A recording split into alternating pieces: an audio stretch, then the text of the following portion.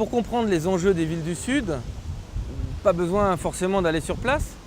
Imaginez-vous à Paris, imaginez tout ce que vous voyez qui vous paraît naturel, les plaques de rue, les plaques d'égout, des bâtiments neufs, des opérations de renouvellement, on sent que la ville bouge. Vous enlevez tout ça, vous enlevez le goudron, vous enlevez les trottoirs bien pavés, vous enlevez les plaques de rue, les plaques d'égout, les lampadaires, et vous aurez une ville du Sud.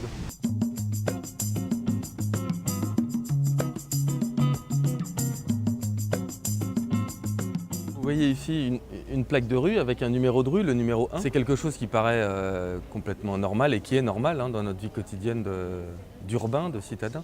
C'est pourtant quelque chose qui est tout à fait inexistant dans les pays dans lesquels on travaille. Par exemple en Afrique, mais pas qu'en Afrique, dans la plupart des pays en développement. Des villes dans lesquelles on n'a pas d'adresse. Concrètement, vous n'avez pas d'adresse, vous ne pouvez pas envoyer la lettre, votre carte postale à Tata quand vous avez envie. Bon, Tata va s'en remettre, mais en revanche, il y a des choses quand même plus embêtantes. Par exemple, on ne peut pas vous envoyer votre avis d'imposition. C'est-à-dire qu'on ne peut pas collecter les taxes, puisqu'on ne sait pas si vous l'avez reçu. Et puis, comme on ne vous la demande pas par écrit, rien ne vous oblige à payer vos impôts. Ça veut dire aussi qu'on n'a pas de cadastre. On ne sait pas qui habite au 1, au 2, au 3, au 5 de cette rue. Si on ne sait pas qui habite, ça veut dire qu'on ne sait pas non plus s'il y a des enfants, s'il y a des personnes âgées, s'il y a des personnes handicapées. Ça veut dire aussi qu'on n'est pas capable, lorsqu'on est une municipalité dans une ville où les gens n'ont pas d'adresse, de savoir exactement qui est propriétaire, qui est locataire, et de pouvoir organiser la vie de la cité, la gestion, son développement. On ne peut pas collecter les taxes sur les ventes, par exemple, quand vous vendez votre appartement. Personne ne le sait puisque vous n'avez pas d'adresse. C'est relativement simple de faire un système pour adresser. Il suffit d'aller peindre, c'est ce qu'on fait dans quelques villes d'Afrique. On peint les numéros sur les portes, on met des plaques de rue et chacun a une adresse. Mais ce qui en fait est beaucoup plus difficile et beaucoup plus long à mettre en œuvre, c'est pas de peindre un numéro sur une porte, c'est tout ce qu'il y a derrière, toute la gestion, toute la fonction publique, toute l'administration, toute la technique qu'il y a derrière qui permet de recenser, d'inventorier, de savoir exactement en temps réel ce qui se passe et de pouvoir gérer la ville. Cette plaque de rue finalement devant laquelle on passe tous les jours, c'est le symbole de ce qu'on peut appeler la gestion urbaine, c'est-à-dire tous les services, toute l'administration qui est mise en œuvre jour après jour, quotidiennement, pour gérer l'ensemble des services.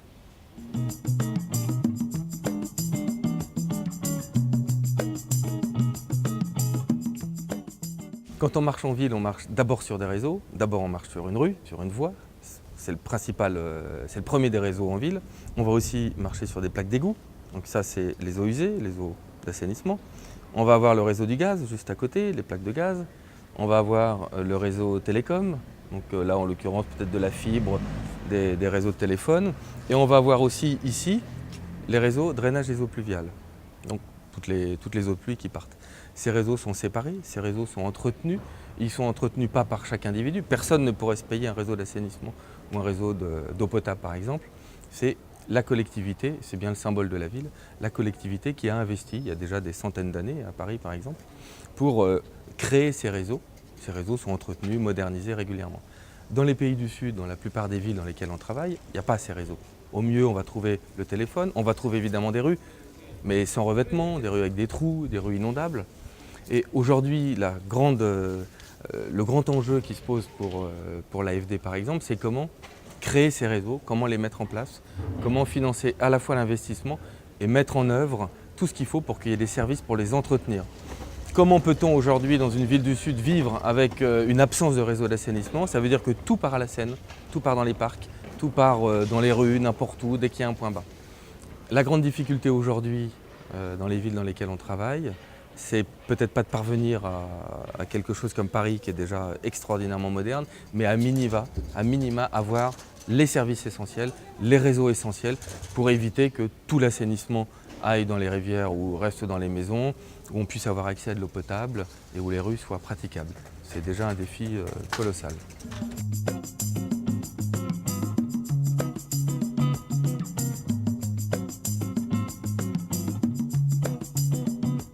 Ici, on est sur l'île aux Chalons, qui était un endroit de Paris qui avait sinistre réputation jusque dans les années 80. C'était un endroit totalement paupérisé, qui était laissé à l'abandon, totalement marginalisé par rapport au reste de la ville. Puis dans les années 80, la ville de Paris, avec évidemment des aides de l'État, a décidé de transformer ce quartier. Aujourd'hui, c'est un quartier moderne. Alors On aime ou on n'aime pas l'architecture, mais peu importe. Ce qui est intéressant, c'est deux choses. D'abord, la réflexion qu'il a fallu mener avant de transformer ce quartier. C'est vrai pour l'île aux Chalons, c'est vrai pour n'importe quel projet urbain. Il n'y a pas de technique miracle, il n'y a pas d'algorithme, il n'y a pas de modèle mathématique qui va vous donner une ville agréable.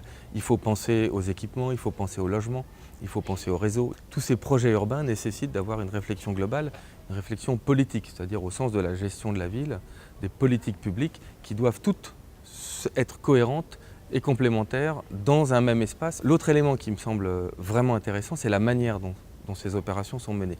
D'abord, c'est la durée.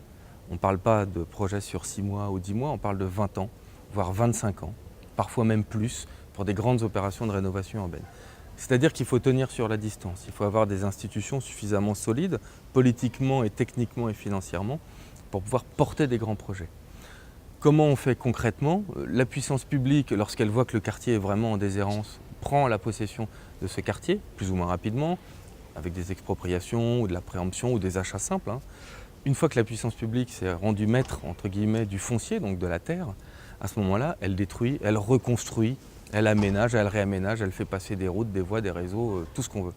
Tout ça pour arriver à un quartier nouveau, qui n'est pas figé, qui va continuer à vivre, qui va continuer à évoluer, peut-être un peu moins après, mais en tout cas qui va continuer à évoluer plus ou moins bien en fonction des choix qui auront été faits. On peut dire la ville finance la ville, puisque cette opération se finance au fur et à mesure par la plus-value que la collectivité fait en revendant des terrains.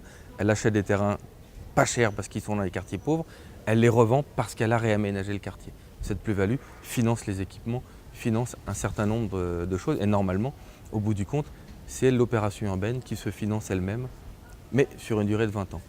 Ce principe de l'aménagement, il n'existe pas dans les pays dans lesquels on travaille en général.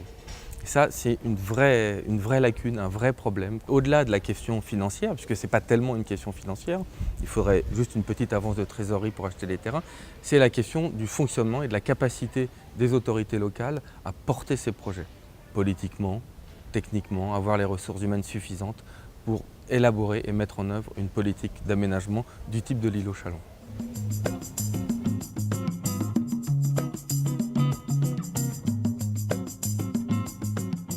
Si les villes sont partout les mêmes, en tout cas constituées des mêmes choses, elles ne fonctionnent pas du tout de la même manière.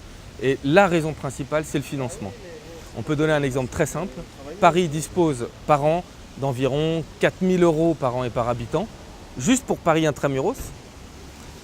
Le maire de Paris dispose de 4 000 €, ce qui est quand même une somme importante, pour entretenir, pour investir, pour faire tourner la boutique, pour faire tourner la ville. Le maire de Ouagadougou, dont quand même la commune est de 1 300 000 habitants, dispose lui de 20 € par an et par habitant. À titre de comparaison, le budget de la ville de Ouagadougou, qui est quand même la capitale du Burkina Faso, c'est la moitié du budget de la ville de Rodez, Rodez qui est une ville de 25 000 habitants. Le maire de Lomé va disposer lui d'environ 8 à 10 € par an et par habitant. Le maire d'une petite ville du Bénin va disposer d'1 demi-euro par an et par habitant.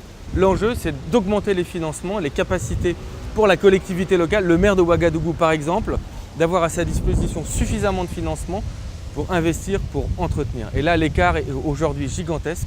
L'enjeu, c'est d'essayer de le combler.